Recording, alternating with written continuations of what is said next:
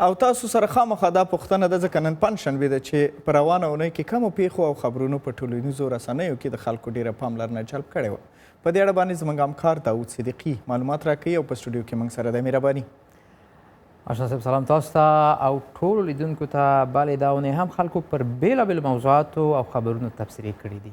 په ټولنیزو رسنیو کې تر ټولو د بحث وړ خبر د ملا اختر محمد منصور د مرګ خبر و چې نه یوازې د افغانانو ترمنځ بلکې په نړیواله کچه تبصرې پرې شوي دي.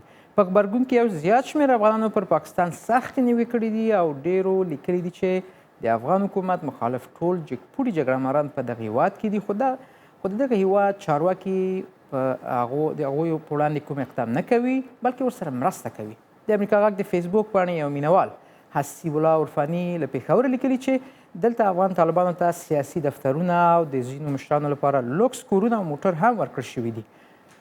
روغتونونه یې په خدمت کې دي او هره ورځ په سلګونو زخمیان تداوي کېږي. پاکستاني چارواکو دغه راز د ادعاوې په کلکه رد کړي دي. ولسمشر محمد اشرف غني هم نن د خپل د ټویټر پر پاڼه لیکلي دي چې د طالبانو ډلې لا هم دا فرصت لري چې تاوتریخوالي ته شا کړي، وسله پر ځمکه کېږدي او عادي ژوند پیل کړي، که نه د خپلو مشرانو له سرنوشت سره مخامخ کېږي. بلخوا د حسن حقیار په نامه د سیاسي چارو یو شنونکی وروسته له هغه په کابل کې د ملي امنیت د چارواکو لخوا ونیول شو چې د طالبانو وژل شوي مشر ملا اختر منصور ته یې په یو تلویزیوني مرکه کې شهید ویلي و. دغه خبر هم په پراخه توګه په ټولنیزو رسنیو کې خپور شوی او ډېرو افغانانو د ملي امنیت دغه اقدام ستایلی دی، خو ځینو نورو بیا د بیان د ازادۍ پر خلاف عمل ګڼلی دی.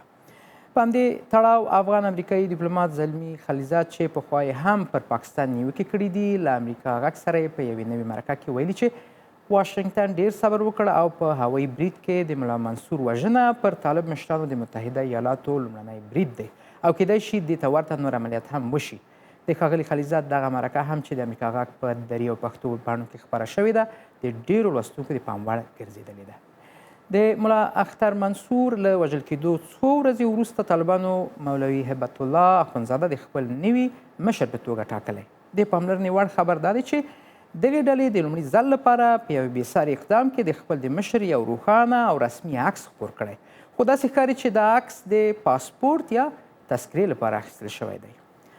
په افغانستان کې د دې اونۍ بل لوی خبر د چابهار د ترانزیتي او ترانسپورتي بندر څخه د ګټې اخیستنې د درې اړخیز تړون خبر و چې د افغانستان، ایران او هند ترمنځ لاسلیک شو. دغه خبر د اکثرو افغانانو له ډېر تود هرکلي سره مخ شو. ډېرو افغانانو په ټولنیزو رسنیو کې د دغه تړون د ګټو په اړوند لیکنې خپرې کړي دي او د افغان حکومت دغه اقدام یې ستایلی دی. همدارنګه په دې وروستیو کې د حکومت لخوا د ځینو اقتصادي او بنسټیزو پروژو د جزئیاتو خپرول د خلکو ترمنځ د حکومت د کړنو او د افغانستان د راتلونکي په اړه خلک خوشبینه کړي دي. او که په عمومي توګه په ټولنیزو رسنیو د افغانانو غبرګون ته نظر واچو، داسې ښکاري چې د تیرو څو میاشتو په پرتله اوس د ملي وحدت پر حکومت د خلکو نیوکې کمې شوي دي. د لړم له زهرو به انټي جوړیږي. د بریتانیا د یوې بیولوژیکي شرکت د کیمیا او درملو پوهانو د میکروبونو د مقاوم کېدو ستونزې لپاره حیرانوونکې لاره موندلې ده چې د انټي د تولید لپاره به د لړم زهر کاروي. د امریکا غږ په پښتو او دري ویبپاڼو کې دغه ریپورټ ډېرو خلکو لوستی دی او که تاسو تر اوسه نه وي لوستی نو کولی شئ زموږ په ویبپاڼو کې وګورئ. زموږ سره پاتې شئ.